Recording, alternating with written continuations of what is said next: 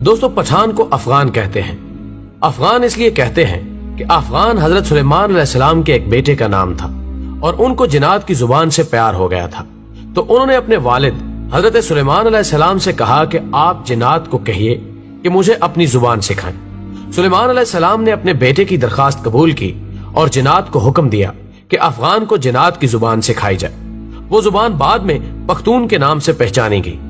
پٹھان کی اصلیت اور قومیت کے بارے میں جو دلائل ہیں وہ یہ کہ پٹھان حضرت ابراہیم علیہ السلام کی اولاد میں سے ہیں اور حضرت اسحاق علیہ السلام کی اولاد ہیں اور قومیت سے بنی اسرائیل ہیں۔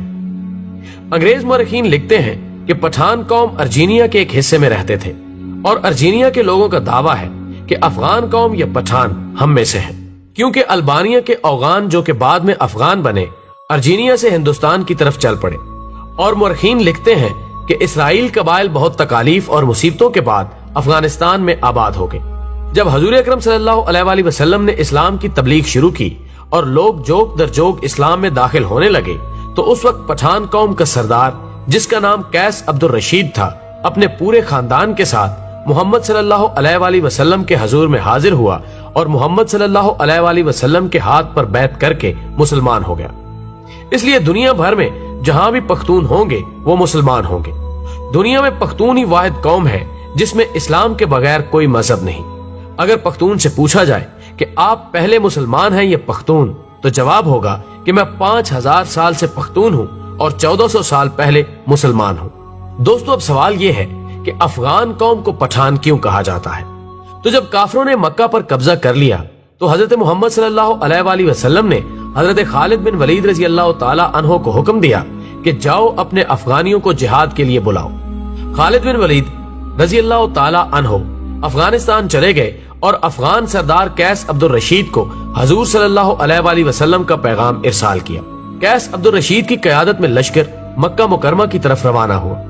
شام کو صحابہ کرام نے حضور اکرم صلی اللہ علیہ وآلہ وسلم کو خوشخبری سنائی کہ افغانی لشکر نے آتے ہی کافروں کا قتل عام شروع کر دیا اور تمام کافروں کا خاتمہ کر دیا اور مکہ مکرمہ کو افغانیوں نے فتح کر لیا۔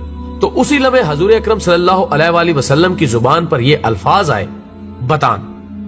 خواتین و حضرات، بتان لفظ عربی زبان کا لفظ ہے، یعنی سخت ترین لکڑی جو سمندری جہازوں میں لگائی جاتی ہے، جسے سمندری پانی بھی کمزور نہیں کر سکتا۔ یہ لفظ جب برِ صغیر پہنچا تو بتان سے پٹھان ہو گیا، اور اگر ان کی تاریخ کا تقابلی جائزہ لیا جائے تو فارسی میں پشتون، مقامی زبان میں پختون اور اردو میں پٹھان۔ یہ قوم دنیا بھر میں پھیلی ہوئی ایک غیرت مند قوم کے طور پر گردانی جاتی ہے، جن میں افغانستان، پاکستان اور بھارت اول نمبر پر ہے۔ دنیا میں پشتون اپنی وفا اور غیرت کے نام سے جانے جاتے ہیں۔ لفظ پشتون کا مطلب ہوتا ہے غیرت و وفا والا اور اپنی عزت اور دین پر مر مٹنے والا۔ پشتونوں نے قیام پاکستان میں بھی بھرپور حصہ لیا۔ بعض مورخین کے مطابق پٹھان آریائی یا یونانی نسل سے ہیں اور بعض کے نزدیک یہ قیس عبد الرشید کی اولاد ہے، جبکہ تیسرے نظریے کے مطابق ان کا تعلق بنی اسرائیل کے گمگشتہ قبائل سے ہے۔ خود قیس عبد الرشید کی اولاد سمجھنے والوں کا نظریہ ہے کہ مکہ میں قیام کے دوران حضرت خالد بن ولید رضی اللہ تعالی عنہ نے اپنی صاحبزادی ان کے مورث اعلیٰ کے نکاح میں دے دی تھی، جنہیں وہ ہمراہ لے کر اپنے وطن واپس آیا اور پھر انہوں نے یہاں اپنی بقیہ زندگی اسلام کی ترویج و اشاعت میں صرف کر دی۔ اسی طرح قیس عبد الرشید کی اولاد پٹھان کہلاتی ہے، جبکہ یہ بھی کہا جاتا ہے کہ خود قیس عبد الرشید کا تعلق بھی بنی اسرائیل کے بادشاہ ساؤل یعنی حضرت طالوت کے 37ویں پشت سے تھا۔ اس طرح آخری دونوں نظریات کی روشنی میں ان کا تعلق بنی اسرائیل سے ہی بنتا ہے۔ ناظرین کرام، سب سے بڑی عجوبہ خیز بات یہ ہے کہ ان میں یوسف زئی، یوسف کے بیٹے، داؤد خیل، داؤد کے بیٹے، موسیٰ خیل، موسیٰ کے بیٹے اور سلیمان خیل، سلیمان کے بیٹے سمجھے جاتے ہیں، لیکن اس کی تصدیق کرنا بہت مشکل ہے۔ افغانوں یا پٹھانوں کے کئی اوصاف عربوں سے ملتے جلتے ہیں۔ عرب قوم مہمان نواز، بہادر اور اہل قلم ہونے کے ساتھ ساتھ دوسری قوموں سے اتنی جلدی مروب نہیں ہوتی تھی۔ ان چند اوصاف کے علاوہ کوئی اور وصف عربوں کے اندر زمانہ جہلیت میں نظر نہیں آتا۔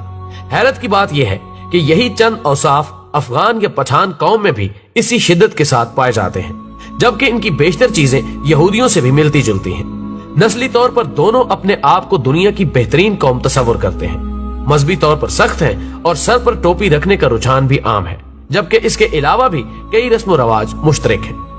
ذہن میں رہے کہ کہ پشتونوں کا یہودی النسل سے ہونا قابل فخر بات ہے، نہ کہ معجب توہین، کیونکہ یہودی النسل ہونا تو شاید تب اس قوم کے لیے توہین کا معجب ہوتا جب وہ سید الانبیاء حضرت محمد صلی اللہ علیہ وآلہ وسلم پر ایمان نہ لاتے۔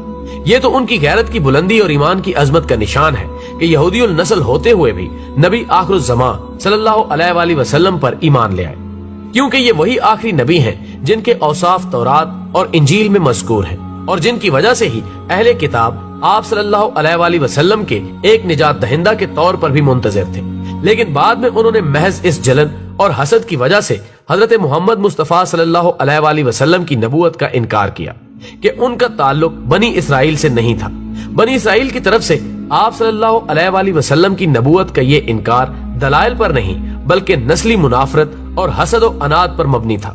تو یہ پشتونوں کے لیے قابل فخر بات ہے کہ یہ لوگ حضرت موسیٰ علیہ السلام کے حواری بھی ہیں اور آخری نبی صلی اللہ علیہ وآلہ وسلم کے سپاہی بھی۔ ناظرین، ویڈیو پسند آنے کی صورت میں اسے زیادہ سے زیادہ لائک کر کے ہماری حوصلہ افزائی کریں اور ویڈیو کو فیس بک اور واٹس ایپ پر شیئر کرنے میں ہمارا ساتھ دیں۔